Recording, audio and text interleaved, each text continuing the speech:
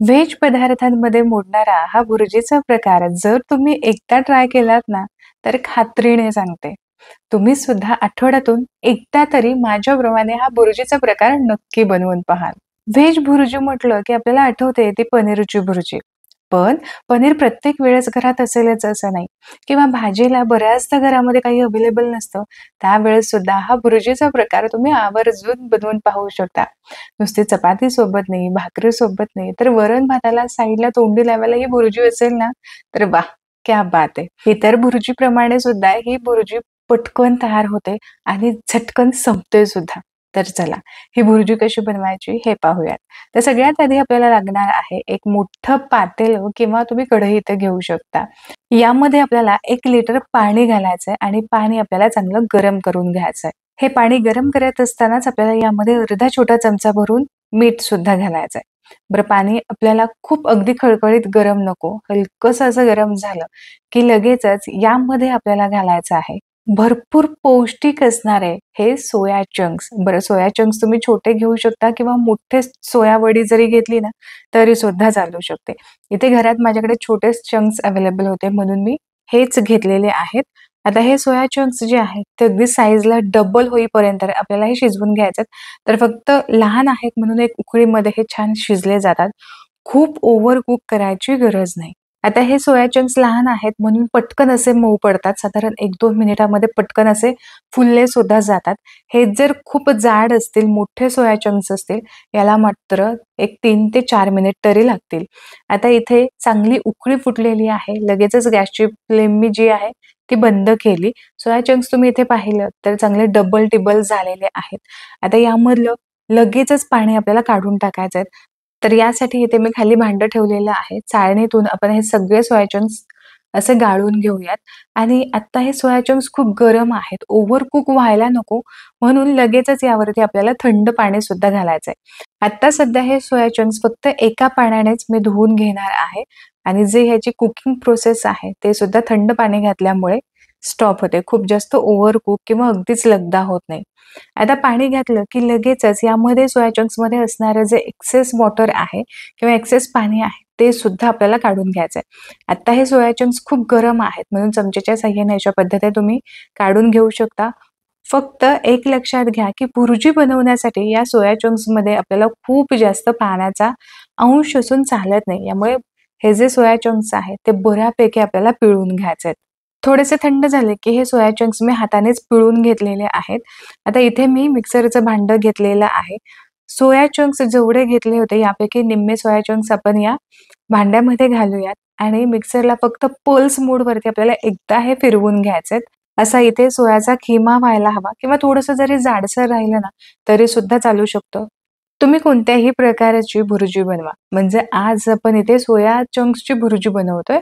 पण तुम्ही पनीरची बनवा किंवा अंडा भुर्जी बनवलात ना, तरी सुद्धा यासाठी कढई न घेता अशा पद्धतीने पसरट भांडं घ्यायचं किंवा कढई जरी घेतलीत ना, तरी सुद्धा ती थोडीशी पसरट असेल किंवा अगदी तुम्ही तव्यामध्ये सुद्धा भुर्जी बनवलीत ना, ती भुर्जी अतिशय परफेक्ट चवीला लागते. व्यवस्थित आपल्याला ती परतून घेता येते. याउलट कढईमध्ये आपल्याला हवी तशी परतता येत नाही.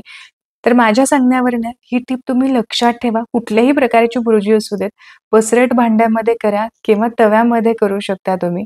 चवीलाही वेगळी लागते. प्रॉपर अशी व्यवस्थित ती परतता येते. म्हणूनच हे खास बनते.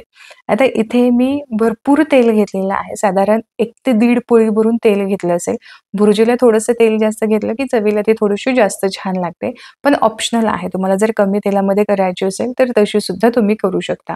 तेल चांगलं गरम झालं, की यामध्ये आपल्याला अर्धा छोटा चमचा भरून मोहरी घालायची, 1 छोटा चमचा भरून जिरं घालायचं, आलं, लसूण आणि हिरव्या मिरचीचा ठेचा साधारण दीड मोठा चमचा भरून मी इथे घेतलेला आहे किंवा आपल्या आवडीप्रमाणे मिरचीचं प्रमाण तुम्ही कमी जास्त करू शकता. आता याचा ठेच्याचा कच्चेपणा जाईपर्यंत आपल्याला हे चांगलं परतून घ्यायचं आहे. सगळं साहित्य परतून झालं, की यामध्ये घालायचा आहे एक मीडियम साइजचा कांदा, जो चांगला बारीक मी चिरून घेतलेला आहे. हा सुद्धा चांगला सॉफ्ट होईपर्यंत आपण परतून घेऊ.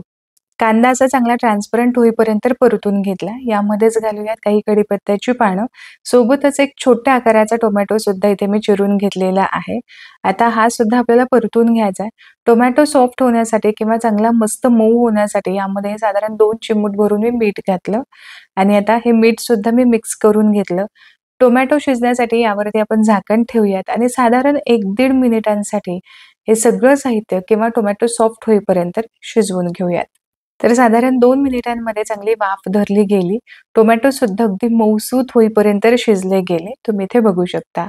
आता यामध्ये लगेचच घालायचं अर्धा छोटा चमचा हळद आणि अर्धा छोटा चमचा काश्मीरी लाल मिरची पावडर रंगासाठी घातली. लाल तिखट घालायची गरज नाही कारण आपण यामध्ये हिरवी मिरची वापरलेली आहे. आता घातलेलं साहित्य फक्त थोडंसं यामध्ये मिक्स करून घ्यायचं आणि आता तयार केलेला हा जो खिमा आहे तो यामध्ये घालायचा आहे आणि हा आपल्याला चांगला परतून घ्यायचा आहे. बरं सुरुवातीला तुम्हाला हा खिमा थोडासा असा मऊसूत किंवा असा चिकट वाटू शकतो. पण जसं-जसं तुम्ही परतायला सुरुवात कराल, तसं-तसं हा खिमा किंवा ही जी भुर्जी आहे ती छान मोकळी-मोकळी होते. चवीपुरतं यामध्ये मी मीठ सुद्धा घातलं. भरपूर यामध्ये कोथिंबीर घातली. आता ही भुर्जी आपल्याला मीडियम फ्लेमवरती चांगली मोकळी होईपर्यंत, छान सुवास येईपर्यंत परतून घ्यायची. तर फार नाही, साधारण 5-7 मिनिटांसाठीच इथे मी ही भुर्जी चांगली परतून घेतलेली आहे.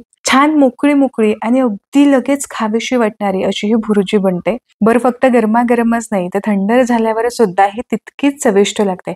यामुळे डब्यासाठी सुद्धा हे एक उत्तम ऑप्शन हा आहे. सकाळच्या घाईमध्ये पटकन तुम्ही अशी भुर्जी बनवून डब्याला देऊ शकता. तर आशा करते, की आजची ही व्हेज सोया भुर्जीची रेसिपी तुम्हाला आवडली असेल आणि तुम्ही ही जरूर ट्राय करून पहा. आजचा हा भुर्जीचा प्रकार तुम्हाला आवडला असेल, आजची ही रेसिपी तुम्हाला आवडली असेल, तर व्हिडिओला लाईक जरूर करा. तुमच्या मित्र आणि परिवारामध्ये ही रेसिपी नक्की शेअर करा. पुन्हा भेटूया अशाच एका खमंग आणि वेगळ्या रेसिपीसोबत. तोपर्यंत स्वस्थ राहा आणि मस्त-मस्त खात राहा.